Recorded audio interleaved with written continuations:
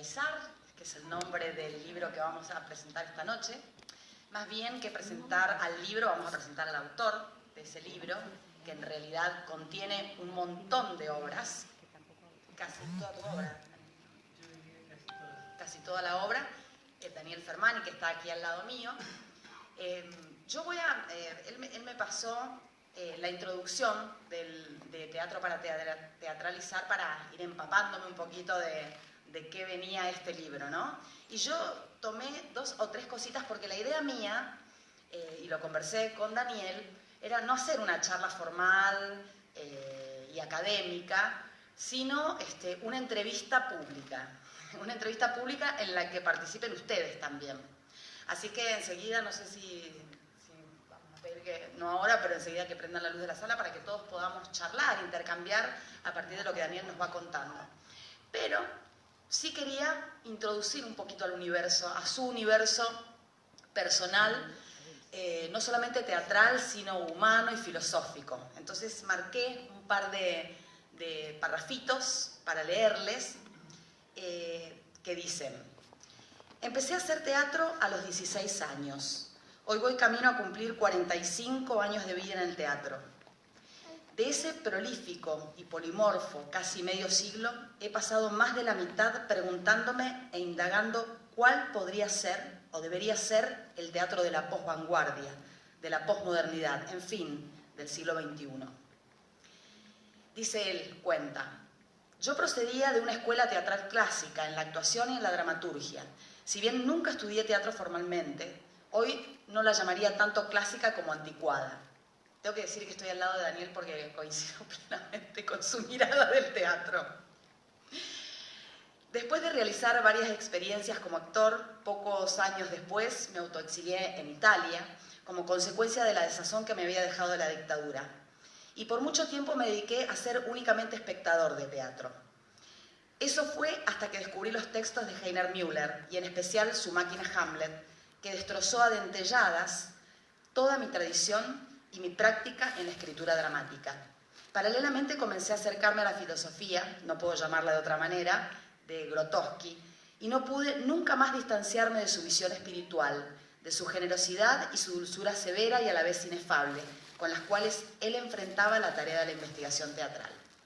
Yo vivía en Roma y trabajaba como periodista, y tras varios intentos fallidos de realizar un teatro innovador, que hoy veo más como surrealista que como novedoso, me sumergí en la experimentación a través de la escritura dramática. Tenía en mi horizonte 2 faros incandescentes: la ironía amarga de Müller y la dulce perseverancia de Grotowski. Creo que con estos parrafitos puedo hacer una síntesis de por lo menos lo que yo conozco de la obra de Daniel, que he tenido el privilegio de ver muchas puestas en escena. Les recomiendo la última, que la vamos a abordar especialmente, que es Bajo relieve apocalíptico, y que está en este momento en el Festival de Estrenos de Teatro, ¿no? Primero me gustaría preguntarte, él cuando estuvo en Roma, no sé si cuando estuvo en Roma o un poquito después, fundó una compañía de teatro experimental que se llama Los Toritos, una compañía que ha resistido todas las épocas desde que fue fundada. Y una cosa que me parece interesante y que lo cuenta aquí en la introducción del libro es cómo fue que surgió el nombre de esa compañía, Daniel. Sí, lo que pasa es que el nombre está íntimamente vinculado con América Latina, porque, bueno, cuando yo ya fui avanzando en la experimentación teatral, en el trabajo que estaba haciendo, primero con el texto y después con las personas, a las que usaba también como ratones de laboratorio, me iba dando cuenta de que para proseguir con ese trabajo tenía que estar en América Latina, tenía que estar más cerca de mi idioma y de mi idiosincrasia. Fue así que, haciendo algunos viajes, yo fui varias veces a Perú, que es un país que amo muchísimo, y allí me encontré con estos toritos de Pucará, que son unos toritos de cerámica que usan mucho en Perú como adorno actualmente, especialmente se los encuentra en Cusco, a pesar de que dicen que son originarios de la ciudad de Pucará, y que son toros que representan al animal muy corpulento, muy bien apoyado en la tierra, pero con los ojos locos y adornado, ¿no es cierto? Y con la lengua afuera, lamiéndose la nariz, porque viene de una antigua fiesta española, como todas estas fiestas relacionadas con la tauromaquia tremendamente cruel, por supuesto, en la cual adornaban al toro y le ponían un picante en la nariz para que el toro se volviera loco. El toro trataba de sacarse el picante con la lengua y era peor. Y a mí me pareció, bueno, que en el origen de todas las culturas está el toro como símbolo de ese poderío terrible de lo que está apoyado en la tierra, de lo que es potente, fecundador, pesado, grande, y a su vez me hipnotizaba mucho estos ojos de locura, que me parecían que era la locura del arte. Fue así que, bueno, con una amiga bailarina con la cual estábamos trabajando en ese momento, decidimos que hicimos juntos un viaje a Perú y dijimos, la compañía que fundemos se va a llamar Compañía Los Toritos por los Toritos de Pucará de Perú. Y en efecto se fundó la compañía en Italia y sigue trabajando en Italia, tiene su casa de Asterión también en Italia, sigue existiendo allá.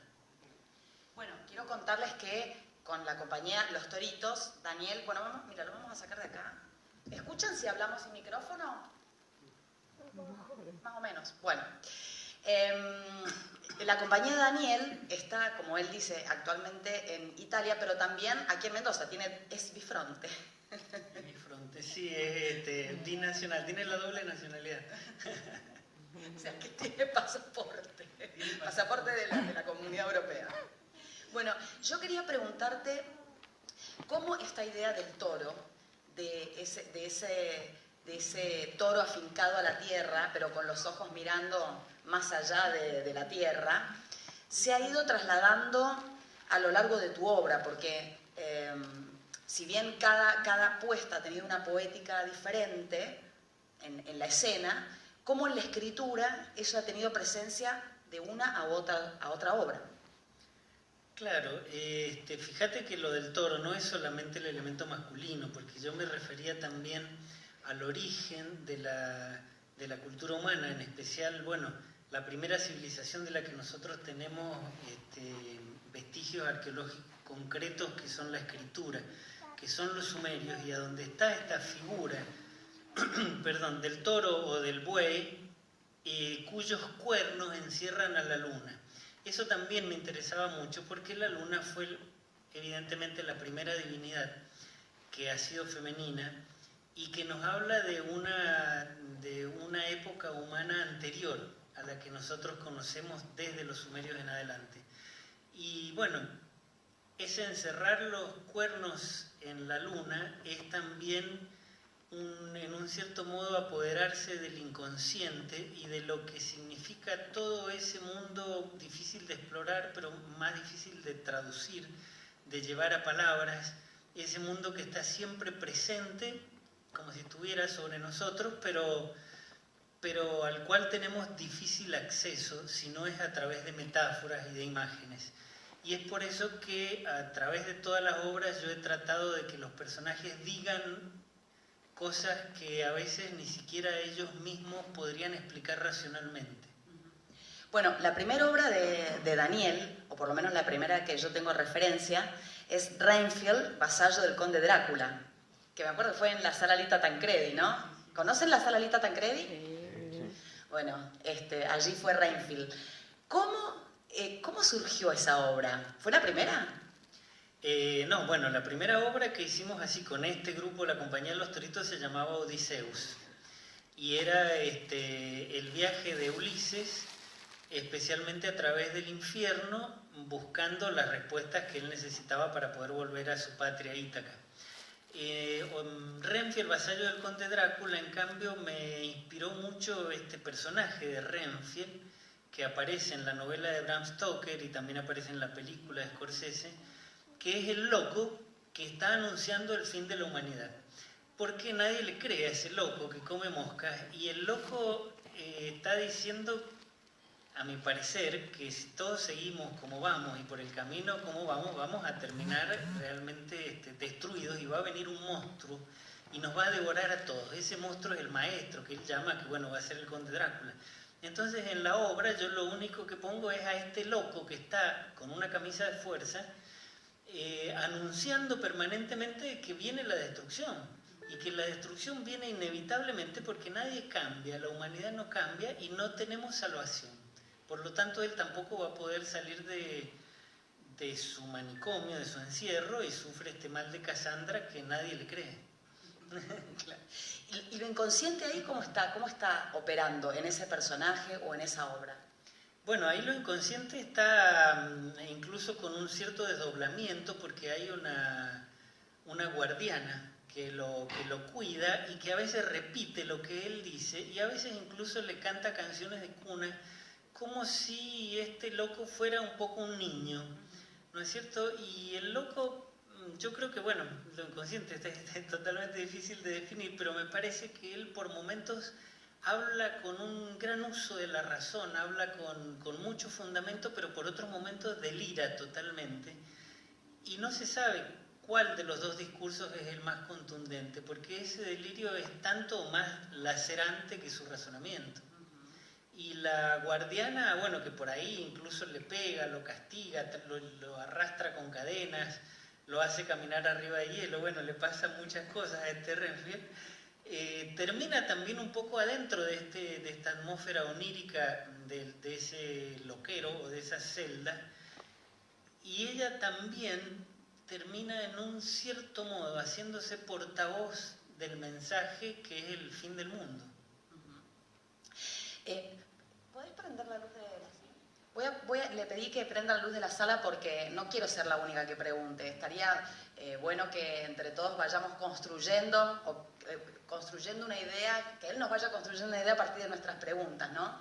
No sé si a alguien se le ocurre preguntar algo de acuerdo a lo que hemos ido charlando. Si no, yo puedo seguir toda la noche.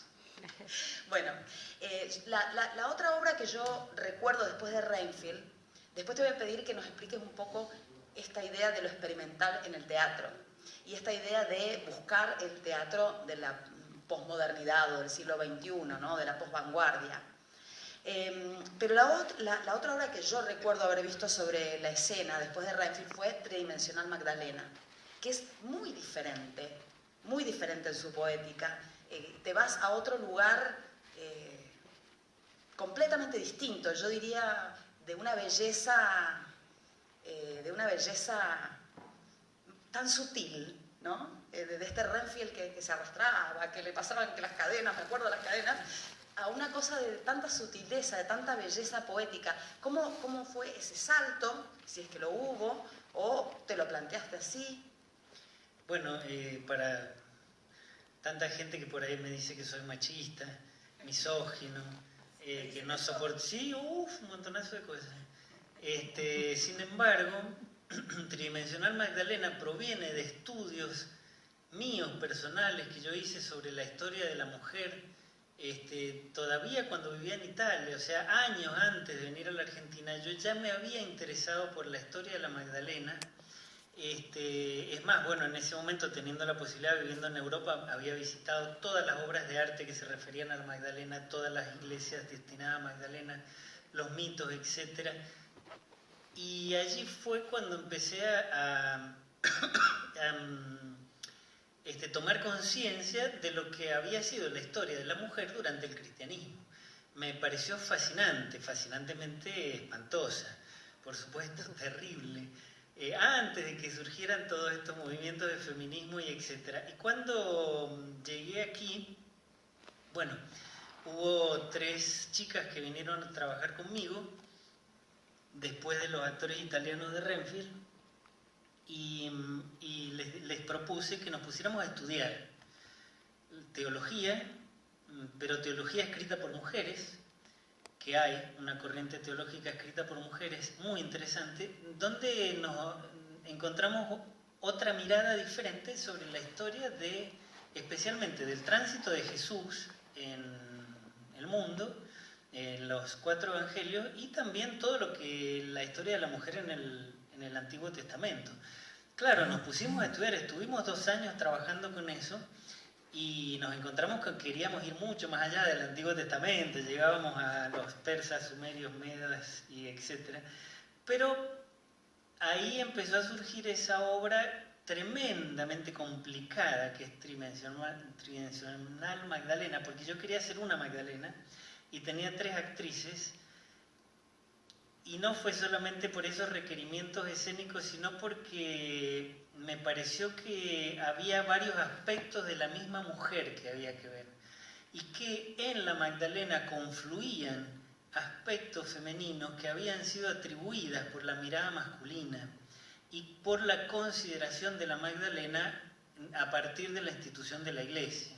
Ya fuera como compañera de Jesús por un lado, como prostituta por otro, como mujer samaritana por otro lado.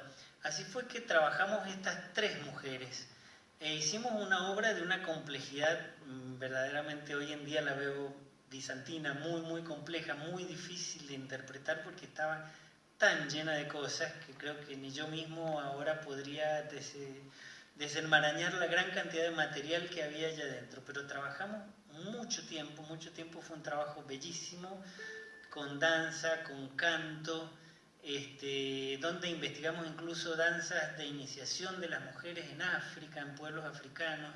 Las chicas se dedicaron totalmente, y yo también, y bueno, salió este espectáculo que creo que, si no otra cosa, fue muy interesante, y si bien hoy en día, como te digo, es difícil de interpretar, si lo viera incluso yo mismo de nuevo, hay muchas cosas que tendría que ver a dónde fui yo a referirme. Sin embargo, siempre cuento una anécdota bellísima que me sucedió con ese espectáculo y que a mí me sirvió de lección de humildad, porque bueno, uno tiende a ser un poco soberbio por ahí cuando estudia, qué sé yo, qué se cree. Entonces, habíamos dado la obra en el Teatro Cajamarca. Y claro, la obra con toda esta complejidad, yo iba ahí, uy, qué gran intelectual, tan lleno de ideas, qué sé yo. Y a la salida del teatro siempre me gusta escuchar un poco lo que dice la gente. Y había una señora esperándome a mí a la salida del teatro, pero era una señora que indefectiblemente era una señora común y silvestre. O sea, era una mujer que parecía haber salido de su casa, haberse vestido sencillamente con la carterita colgada que se usaba antes así. Y me dice, ¿usted es el director de esta obra? Sí, señora, yo soy. Digo, bueno, ¿qué me irá a decir? Me va a decir, mire, ha hecho un bodrio que no se entiende nada. Me dijo la señora, mire, usted esta obra la tiene que llevar a todas partes, para que todos sepan, sepan lo que hemos padecido las mujeres. Bueno, con estas sencillas palabras, yo quedé totalmente al desnudo, toda mi soberbia, mi presunción intelectual, pero también profundamente gratificado de que eso era lo que yo quería decir. No había sabido decirlo de manera sencilla, lo había tenido que decir de un modo tremendamente complicado, pero lo que yo quería decir es eso, miren, hace 2000 años que las están torturando y otros 2000 años anteriores, y todo esto les ha pasado, ¿cómo pueden seguir creyendo en ciertas cosas? Esta sencilla mujer con esas palabras me lo hizo entender. Mira, hay un montón. Daniel es muy prolífico en su producción dramatúrgica. Entonces no voy a hacer un repaso por cada una de las obras, pero me quiero quedar, bueno, estoy viendo ahí La Mala Malinche, Yocasta. Digamos que si alguien te tildó de misógino, es raro. Pero bueno, quería que contaras un poco cómo fue la experiencia de trabajar con Elsa Cortopassi, porque vienen de 2 mundos muy diferentes de formación teatral. Ella es del teatro clásico, ¿no? Y vos de la experimentación. Entonces, ¿cómo fue esa fusión que dio resultados maravillosos? Bueno, es que hay un denominador común, Patricia, hay algo que si bien venimos de escuelas distintas, no tan distintas porque mi formación también fue muy, muy clásica originariamente, yo me encontré con una persona que, sin ser una seguidora de Grotowski, sin embargo, poseía la cualidad esencial, básica, única, que dice Grotowski que es indispensable para hacer teatro, y que es la humildad. Siendo que Elsa Cortopassi había sido mi profesora cuando yo era un culillo, que empecé a los 16 años y ella me hizo entrar en una obra de teatro por generosidad, sin que yo supiera nada. Ella no ha tenido o no tuvo nunca ningún problema en decir, bueno, acá estoy, vos dirigime. Y eso es algo invaluable, porque es lo que esperamos todos los artistas, ¿no es cierto? Es la arcilla que uno necesita para modelar. Por supuesto, después el artista va a sacar de adentro de sí mismo todo lo que tiene y va a poner lo mejor de sí, va a desarrollar también cosas nuevas. Pero el hecho de que si yo me subo a un barco y ese barco va por alta mar, yo confío en el capitán del barco, porque por algo yo me he subido, o me tiro a mitad del mar, me tiro por la borda, o dejo que el capitán me lleve donde él sabe que va a ir, porque el espectador, como lo dice también el director, como dice Grotowski, es el primer espectador, es el ojo que ve desde afuera. Entonces, bueno, yo me encontré con Elsa, que aparte, bueno, sobra decir que es una profesional seria, comprometida, nunca falta un ensayo, nunca llega tarde, nunca tiene excusa, nunca le pasa nada, nunca no pudo estudiar el texto. Eso ya es inhallable prácticamente. Y más con los textos míos, siempre se lo sabe perfecto. Bueno, vamos entonces ahora un poquito así a la técnica. Vos decís que tus dos faros fueron Müller y Grotowski. ¿Cómo esos dos faros fueron guiando tu experimentación y cuáles son los métodos que fuiste aplicando en el teatro, ¿no? Bueno, como te contaba, yo estaba viviendo en Italia y había hecho unos intentos de teatro fallidos, pero bueno, trataba de ver qué podía hacer de nuevo. Y hasta que en un cierto momento dije, bueno, no puede ser, estoy al borde del siglo XXI, no puede ser que se siga haciendo esto. Entonces dejé y me puse a escribir teatro, porque había descubierto las obras de Heiner Müller y me habían desubicado, me habían roto todos los esquemas y me parecía genial, como me sigue pareciendo genial. Y bueno, por supuesto yo primero imitándolo a Müller, rompiendo, cortando, fragmentando, metiendo, injertando, haciendo Frankenstein. Y allí fui avanzando en la escritura teatral, hasta que llegué a un callejón sin salida, en el sentido de que me encontré con que esos textos tan enrarecidos que yo estaba escribiendo probablemente no iban a servir para teatro, no iban a poder ser puestos en escena, no tenían nada de teatral. Y eso era un poco como hacer el Frankenstein y después no lograr que viva. Así es que, y eso me llevó yo lo leí a Grotowski, por supuesto. Grotowski no da métodos, no da técnicas. Grotowski lo que da es una filosofía, es una enseñanza de humildad y de lo que debe ser el arte. Entonces lo que hice muy presuntuosamente en un centro cultural ocupado que había en un lugar donde yo vivía, propuse abrir un laboratorio teatral y que viniera gente. Pobres pollitos que cayeron allí y a los cuales yo empecé a someter a todo tipo de extrañísimos experimentos, cabeza abajo, cuatro patas, bueno, de todas las maneras para que dijeran estos textos.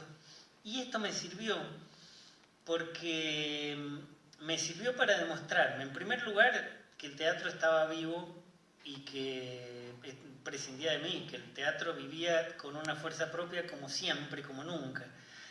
Y que esos textos que yo estaba trabajando sí perfectamente podían ser teatrales trabajándolos de algún modo especial, podían llevarse a escena y podían dar incluso un nuevo producto, que es lo que yo estaba buscando, la hibridación de estos raros textos con ejercicios nuevos, y eso podía dar un nuevo producto. Y bueno, allí fue que empezó ya la experimentación, digamos, regular. Vos decís que esta obra que ahora se está representando bajo relieve apocalíptico es una nueva etapa, o así entendí yo en la introducción. ¿Por qué decís que esta obra es una nueva etapa en tu producción?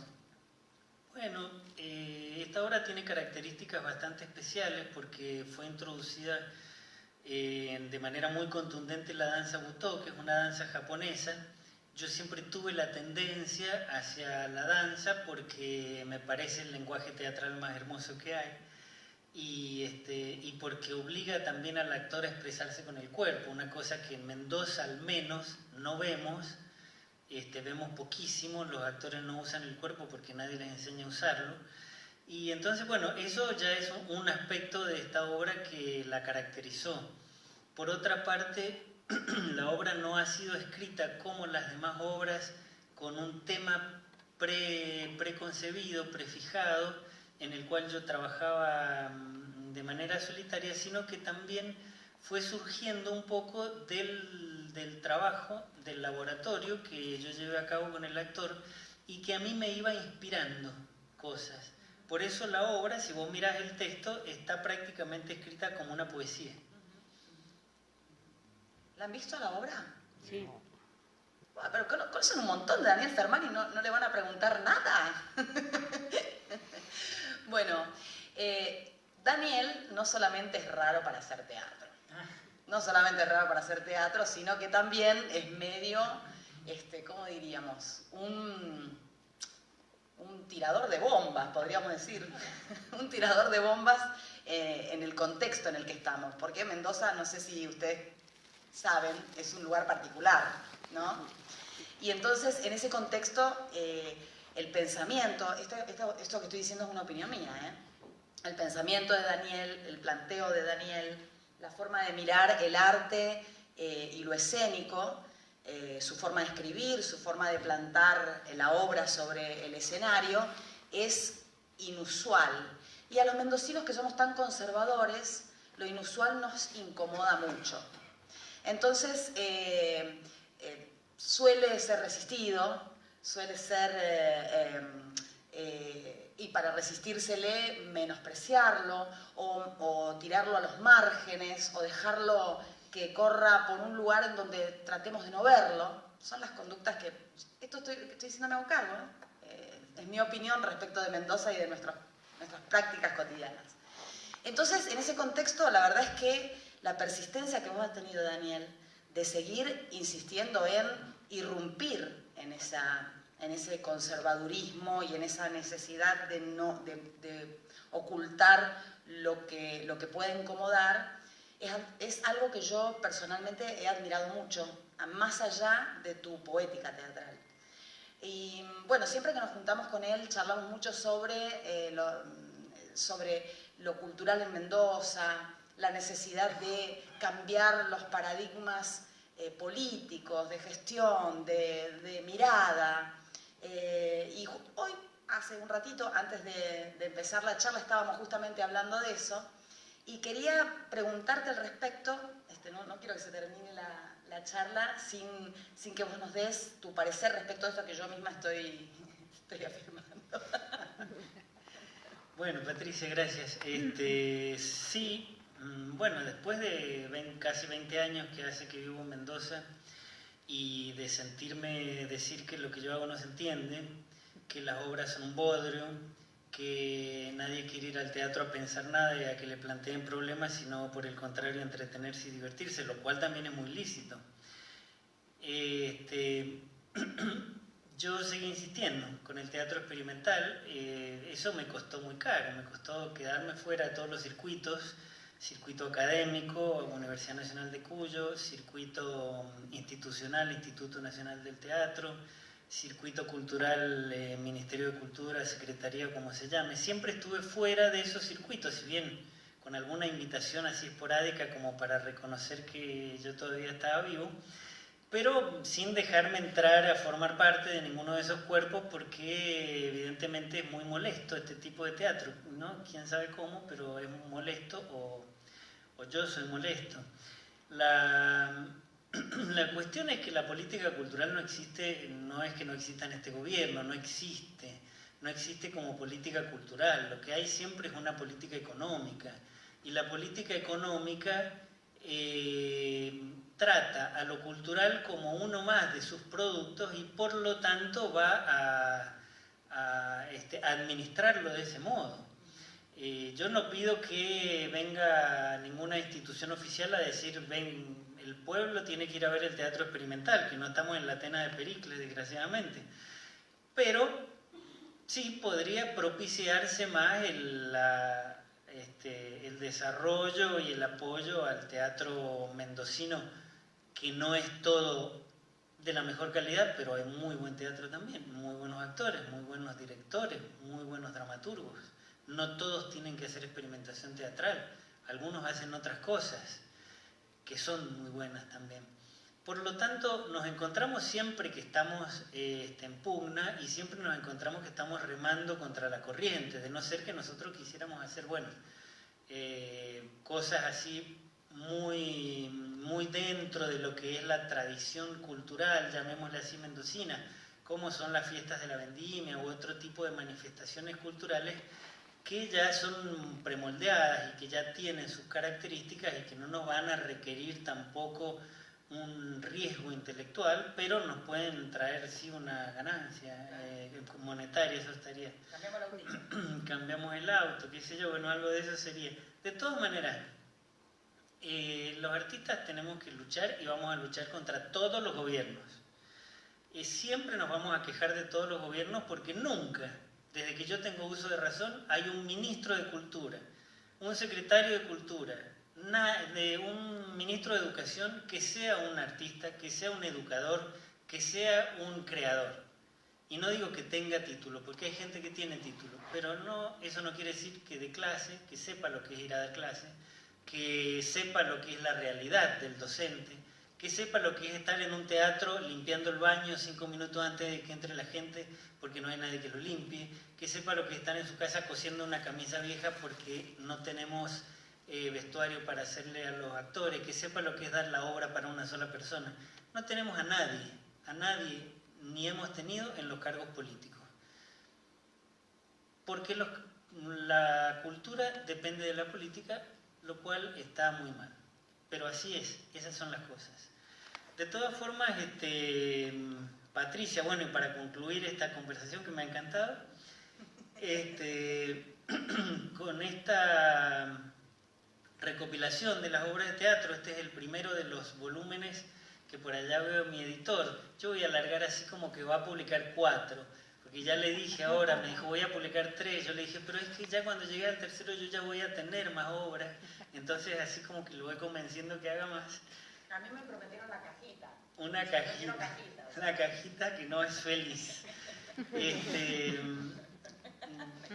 Yo creo que voy a tomar un impasse en lo que es el trabajo activo teatral, o sea, el trabajo de dirección teatral y de conducción de un grupo de teatro, porque, bueno, estoy un poco cansado, bueno, sabemos todo lo que es la situación del país, hay que trabajar muchísimo para mantenerse, pero aparte porque quiero terminar todavía otros proyectos que estoy llevando a cabo, que son proyectos de escritura más que nada. Entonces, bueno, como vos sabés que yo también escribo novelas, escribo poesías, escribo ensayos, me falta escribir libros de cocina.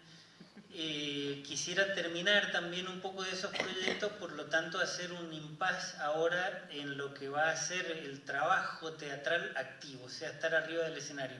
Lo digo con lágrimas en el corazón.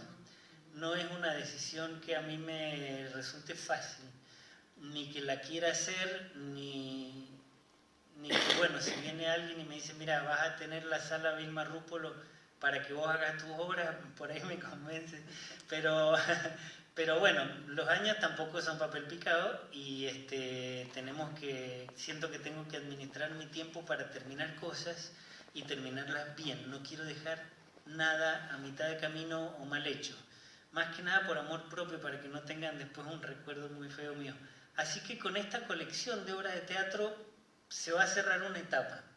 No quiere decir que deje de existir Los Toritos en mi espíritu, en mi corazón, y que un día vaya a resurgir como compañía y vuelva a trabajar y vuelva a ver otra vez esa gran experimentación por arriba del escenario. Vamos a tener que esperar un poco. Pero vos nos estás dando la noticia de que cierra. O sea, cierra la persiana. ¿Estás dando esa noticia? ¿Un poco? Me está sorprendiendo a mí, perdón. Pero... Estoy dando la noticia de que sí. Ya se lo comentaste a los actores, por lo menos. Sí. Tremendo. O sea, yo fundé la compañía Los Toritos hace 19 años y monedas, y no es la única vez que me quedo solo. O sea, no es la única vez que la compañía se deshace, porque es lógico también. Son procesos grupales, son dinámicas que tienen los grupos, y entiendo que también los chicos jóvenes buscan otros rumbos, otros derroteros, otros campos de experimentación, y que a veces, por más que yo me sienta muy moderno y muy experimentador, puedo ser, para un chico de 25 o de menos años, puedo ser un antiguo. O sea, mis métodos de experimentación pueden haber servido a lo mejor de base para que este chico joven experimente también en otros horizontes. Entonces, comprendo que las dinámicas grupales lleven a que chicos jóvenes intenten también realizar sus propios caminos. Y me parece que hay que dejar ir, hay que soltar, hay que dejar ir a los hijos también, si es posible, con mucho sentimiento de culpa como hacen los padres, pero dejarlos ir, no. Y que bueno, yo me quedo con mi compañía Los Toritos, que muy probablemente un día vuelva a aparecer. ¿Y en Italia también cierra? No, en Italia siguen por su cuenta porque tienen la suerte de que yo estoy lejos, entonces me soportan menos. No, bueno, ellos son bastante más independientes, o sea, no, imagínate más cómo está la situación, me resulta ya cada vez más difícil ir a Italia, así que me resulta difícil darles los talleres, siempre les hago las traducciones de las obras o les escribo las obras que ellos me piden, pero ellos se dirigen y llevan adelante también su camino, son libres. Bueno, después de no sé si... ¿Nos queda un ratito todavía? No. Bueno, yo podría seguir... Bueno, ahora me he dejado un poco mal, te voy a decir. Podría seguir preguntando cosas ya... pero tenemos algo particular, especial para cerrar esta presentación. Primero, de mi parte, agradecerte que me hayas invitado a esta mesa, y estoy un poco, de verdad, choqueada por la noticia que me acaba de dar. No sé muy bien cómo cerrarlo, pero bueno, te agradezco, Daniel. Yo sí espero que vuelvan las obras, porque vayan, los que no fueron a ver Bajo Relieve, vayan a verla, porque realmente es extraordinaria. Yo con esa obra me conmocioné hasta el llanto. Es realmente muy fuerte esa obra. Quiero agradecerte por lo que está sobre el escenario, pero también agradecerte por lo que va a seguir en las letras, y agradecerte por la insistencia, porque en Mendoza hay que insistir. Entonces te pido que sigas insistiendo. No sé si vos querés decir algo antes de que cerremos. Vamos a dar paso a una performance que tiene que ver también con el trabajo de Daniel, pero si querés decir algo antes para cerrar. Sí, no, gracias a vos, Patricia, para mí un lujo, por supuesto, y sorpresivo lujo que hayas aceptado venir a integrar esta mesa conmigo. Para mí es un honor. No tenemos en Mendoza críticos teatrales, gente que entienda verdaderamente de teatro, lo voy a decir así con todas las palabras. Patricia es este tipo de persona y de intelectual y comprometida. Lo que vamos a ver ahora es una brevísima performance que va a hacer la actriz Claudia Polo sobre un texto de una obra que se llama Cuerpos de mujer sobre plano inclinado, que no la he dado nunca en la Argentina, pero sí la hicimos en Italia bastante tiempo. Entonces, bueno, muchísimas gracias a ustedes y que disfruten ahora esta performance. Y no se preocupen, que... Seguí insistiendo. Insistir siempre se insiste. Muy bien. Muchas gracias.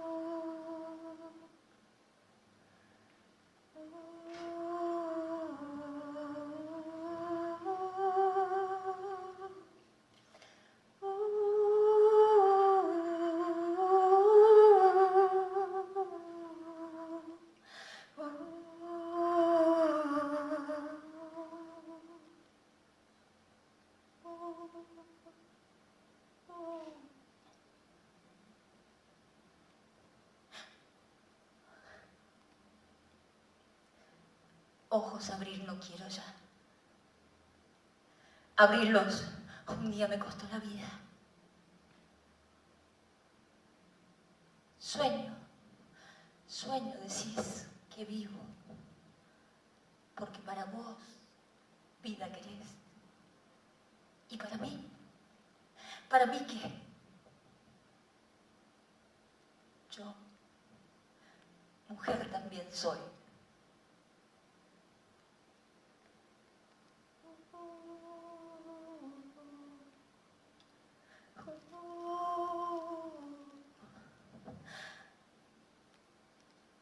Y si años me han faltado para velar los ojos del alma, dolor no me falta para abonar la tierra del corazón. Sí, mujer soy también yo.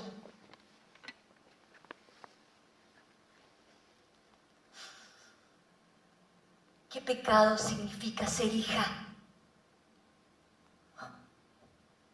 Pecado, otro ha sido. Sí, y ambas lo sabemos.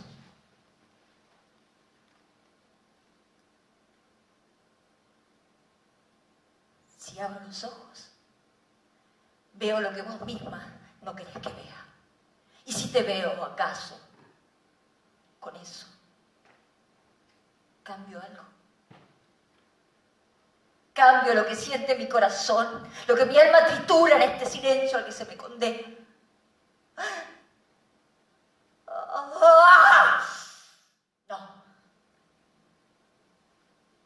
No me resbalo, ni me derrumbo, ni me caigo por este suelo que ambas pisamos y que seguiremos pisando.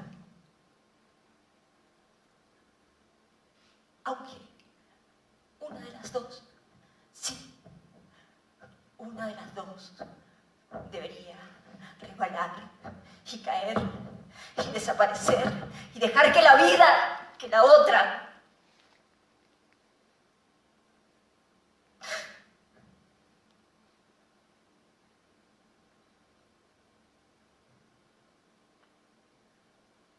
pero como todo, palabras son. Palabras son y palabras no pueden cambiar lo que sentimos, lo que sentís, lo que siento y lo que nadie